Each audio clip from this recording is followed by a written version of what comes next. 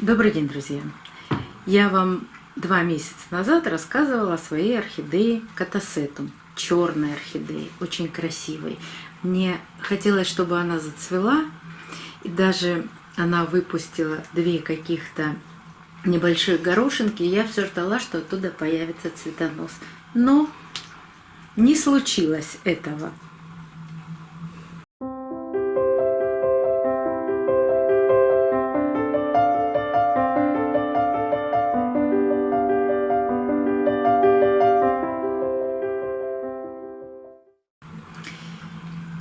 И орхидея опять дала новый рост. Это полное название Катасетума. Здесь, по-моему, даже родители его написаны. Конечно, это гибрид. Большое вам спасибо, что написали о своих катасетумах. У кого-то они цветут.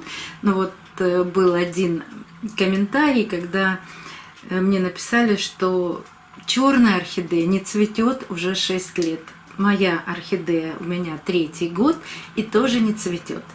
Хорошо растет. Вот посмотрите, какой большой последний новый рост, новая бульба. Она уже такая взрослая, такая большая. И я думала, что она зацветет. Но, опять же, повторюсь, не случилось этого. Чудо не получилось. А что же получилось из этой маленькой горошинки? Из одной их было 2, одна так и осталась. Давайте покажу, с какой она у меня стороны. Одна так и осталась маленькой горошинкой, наверняка засохнет, а вторая превратилась вот в такой новый рост. Смотрите, сколько корней сразу выпускает орхидея, причем молодая орхидея. Молодой рост выпускает эти корни, а старый, все, они темнеют, они еще примерно год работают, и потом становятся вот такими сухими, как у старых бульб. Вот они, сухенькие корни. Но эти бульбы еще умеют запасать влагу и отдают, ну не только влагу, а и питательные вещества, и отдают как раз новым ростом все питательные вещества, сами потихоньку засыхают. Вряд ли они уже будут цвести. Я вам пообещала, что когда появится новый рост, я эту орхидею буду пересаживать и покажу вам пересадку. Но сначала хочу еще уделить пару минут самой бульбе. Кто-то написал: а вы знаете, я вот эти сухие части от старых листьев всегда убираю, для того, чтобы стволы были вот такие яркие, зеленые, ну, как нам нравится. В природе все устроено не просто так, а для чего-то. То есть цветку по каким-то его причинам вот эти нужны сухие части. Для чего-то все это происходит. И когда мы снимаем, не зная, почему остаются вот эти сухарики от листьев, что-то мы в цветке нарушаем. Но когда мы снимаем старый лист у фаленопсиса, там понятно, там ствол, и от ствола растут корни. Здесь от этого ствола старого корни расти не будут. Так для чего же вот эти сухие части от листьев орхидея не сбрасывает? А знаете для чего? Потому что вот здесь, вот в этой большой, толстой, красивой бульбе находятся не только запасы влаги, но и запасы питательных веществ. И когда вот так они окружены этими сухими чешуйками, они сохраняют там влагу, чтобы влага через вот эту зеленую часть не испарялась. Потому что даже в тропических лесах бывают и засушливое время, когда может не быть дождя месяц и 2, и время, когда много очень влаги. Так вот, в такое влажное время, когда идут дожди, эта бульба запасает влагу и питательные вещества, а потом, когда наступает, ну скажем так, засуха, конечно, в тропическом лесу невозможно назвать это засухой, как в пустыне, но все-таки более засушливый период. И вот в этот более засушливый период вот эти сухие чешуйки сохраняют, не дают возможности очень быстро испариться через вот эту зеленую ткань влаги и давать молодому растению, отдавать молодому растению все эти питательные вещества. Так что, конечно, вы можете это снять для того, чтобы вашему глазу было приятно смотреть, но орхидеи очень рациональные растения, и они ничего не будут делать, то, что им вредит. Поэтому я стараюсь не снимать. Высохнет, отпадет сама, настанет такое время, пусть отпадает. А специально снимать я не буду. Кстати, все время стояло 4 зеленых больших листа, и только когда начал расти вот этот новый молодой рост, она стала сбрасывать листья. Тоже по этой же причине. Листья отдают питательные вещества новому росту. А просто так орхидея не стала их сбрасывать. Ну давайте займемся пересадкой. Я и первый раз показывала, как я пересаживала эту орхидею. Я ее купила у Александры Красиной на выставке зимой. И она была в маховом стакане. И нарушать эти корни, которые были в мху, я не стала. Я в этот горшок поставила маховой стакан и насыпала рядом керамзит с корой. И прекрасно себя чувствует эта орхидея по сей день. Кстати, когда у нее наступает период покоя, она выпустила все листья, не зацвела, и у нее наступил период покоя. Этот период покоя был 2 месяца. А потом она начала растить вот эти маленькие горошинки, я их так называю. И одна из горошинок развелась в такую новую бульбу. Может, конечно, неправильно называть их бульбой, но мне так нравится. Пусть у меня это будет бульба. И вот в этот момент орхидея начинает активно впитывать влагу.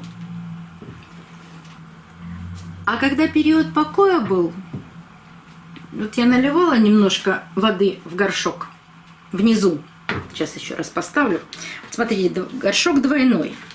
Для того, чтобы все время не было влаги в самом горшке, не получалось там гнили, я, конечно, горшок немного просушиваю. У бульбовых орхидей грунт должен быть всегда слегка влажный. Но когда наступает период покоя, можно даже один раз просушить грунт полностью. А потом, я специально это делала, замечала. Вот видите, корни проросли сквозь горшок. И я наливала воды, ну, под внутренний горшок. Ну, здесь получается, ну, сейчас я вам покажу, ну, сантиметра, наверное, 2. Сантиметра 2 воды. Как только начал расти он, я наливала 2 сантиметра воды, и орхидея выпивала в течение 3 дней, мгновенно. Это очень быстро. Вот там осталось полсантиметра, и еще до вечера она все это выпьет. То есть, когда идет рост молодой бульбы, орхидея активно впитывает, усваивает влагу, накапливает для того, чтобы вырастить вот эту новую бульбу, сделать ее большой, вот такой же гладкой, для того, чтобы потом зацвести. Ну вот это такие нюансы. Сейчас еще я расскажу несколько нюансов, которые могут быть при выращивании катасетума. Вот. Хотелось бы разобраться в хитросплетении этих корней. Одни корни проросли сквозь ножки горшка, другие корни проросли вот в эти отверстия. И я их, к сожалению, никак отсюда не достану без того, чтобы их не сломать. Поэтому я даже не буду заморачивать себе голову. Те корни, которые проросли в отверстие, я их просто отрежу. А те, что в ножках горшка, я постараюсь их достать. Хотя это тоже, они тут запутанные такие.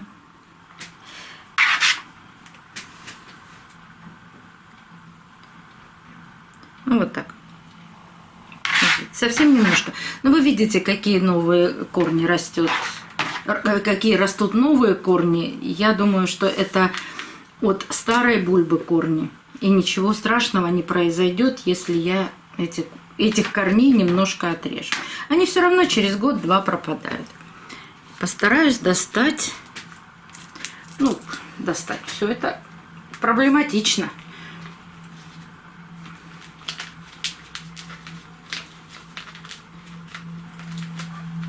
Вот так делаю, сжимая немножко горшок. Это для того, чтобы корни, если они приросли к стенкам горшка, ну, как бы отклеились от этого горшка. Ну, посмотрим, отклеются или нет. Тянуть за бульбы тоже не хочется. Можно же и оторвать. Очень много корней и очень плотно орхидея сидит в этом горшке.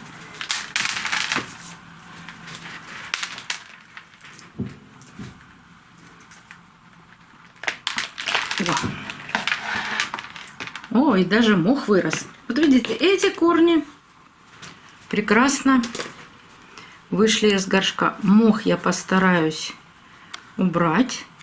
Не нужно нам это все. Но весь все равно не смогу убрать. И как интересно заполняют корни горшок. Смотрите, горшок даже не позеленел. Обычно горшок становится внутри очень зеленый, потому что орхидея, конечно, на свету находится.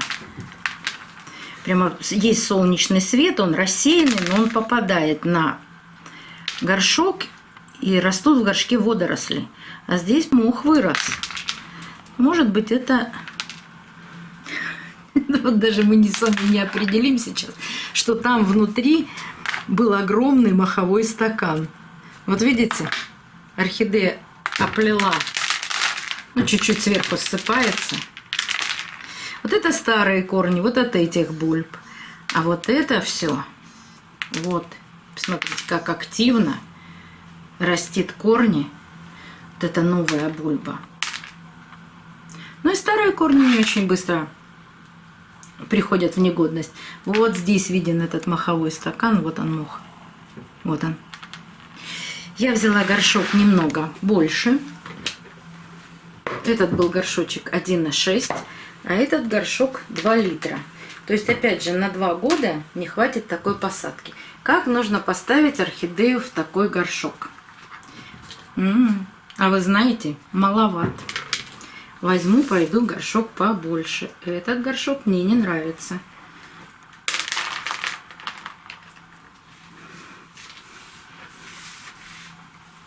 Сейчас, может, выключим. Думаю, что этот горшок немного, но больше. Хотелось бы, чтобы хватило на 2 года. Как поставить такую орхидею? Да, вот этот больше подходит. Оставить больше места в ту сторону, где растет орхидея. Но, к сожалению, так не получается, потому что здесь есть моховой стакан, и опять получается, что она растет по центру горшка. Ну, вот так. Будем надеяться, что эти корешки уйдут в горшок. И если фаленопсис имеет воздушные корни, то вот эти корни тянутся внутрь горшка большей влаги.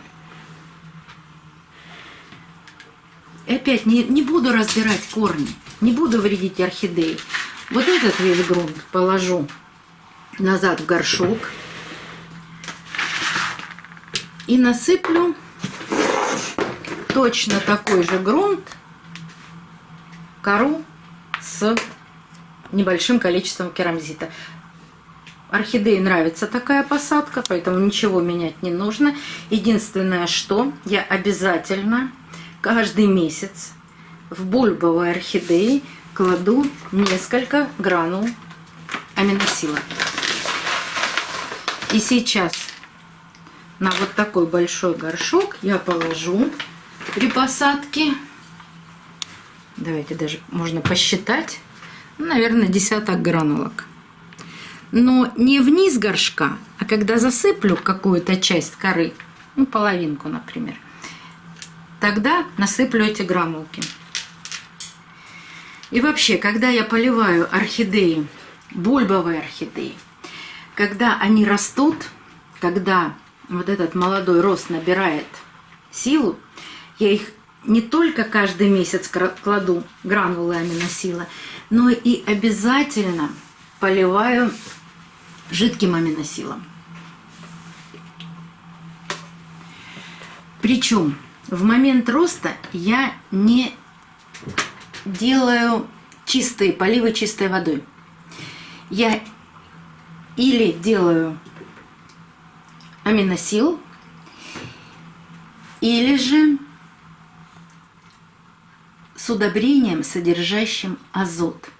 В момент роста для того, чтобы орхидея формировала зеленую часть растения, нужен азот. Это как раз те кирпичики, из которых она строит зеленую массу. Так что раз в месяц обязательно удобрение с азотом.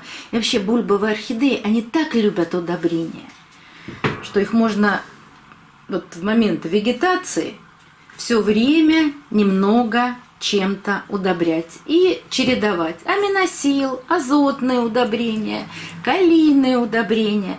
Любые универсальные удобрения для них подойдут. Если вы используете специальное удобрение для орхидей, посмотрите на упаковке, какое количество, сколько миллилитров или сколько грамм разводить на удобрение. Если вы используете универсальное удобрение, я обычно все универсальные удобрения, сухие удобрения, развожу 1 грамм на литр. Если вы чего-то боитесь, перекормить орхидею или еще у вас есть какие-то фобии насчет этого, вы можете взять половинную дозу от того, что написано на упаковке. Но орхидеи очень нужны удобрения в момент роста. Ну и теперь все очень просто. Сначала собираю то, что высыпалось из горшка. Видите, кора не разложившаяся, отличная. Поэтому я ее снова засыпаю в этот горшок. И не трогаю, самое главное, не трогаю корни, не разбираю, не смотрю, не отделяю там какие-то старые корни от старых этих бульб. Ничего не делаю. Просто можно это назвать перевалка. Не пересадка, а перевалка. Так, теперь вот с этой стороны удобнее. Насыпаю новый грунт.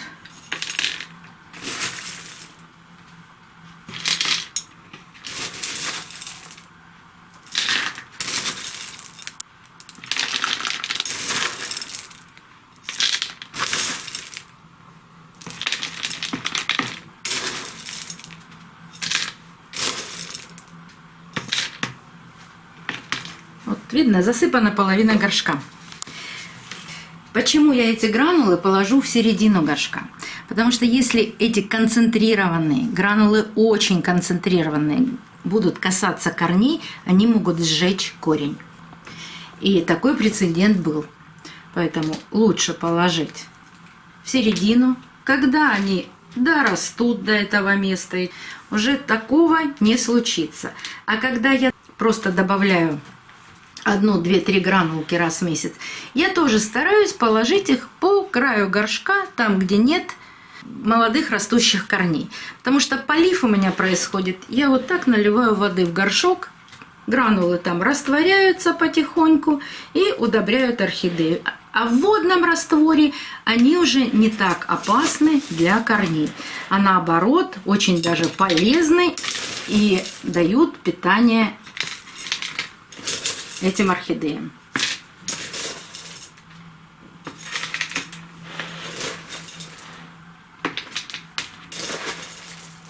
такое имеют даже небольшое пролонгированное действие.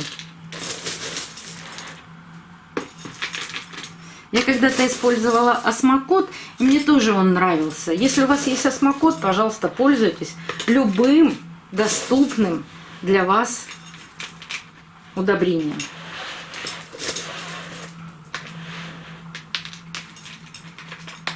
Еще нюанс не только для этой орхидеи, а вообще для бульбовых орхидей. У бульбовых орхидей нельзя засыпать основания. Все бульбы должны остаться наверху. Видите, где основание этой орхидеи? Вот оно. Здесь можно насыпать грунта больше, а здесь меньше. Это для того, чтобы при поливе, если субстрат будет влажным, бульбы не сгнивали. Вообще они должны быть вровень с поверхностью грунта. Но не всегда это так получается. Видите, они растут ступенчато. Эти выше, те ниже. Поэтому что-то придумываем такое, чтобы и тем, и другим бульбам было комфортно. Кстати, зигопеталум так очень часто тоже растет ступенчато.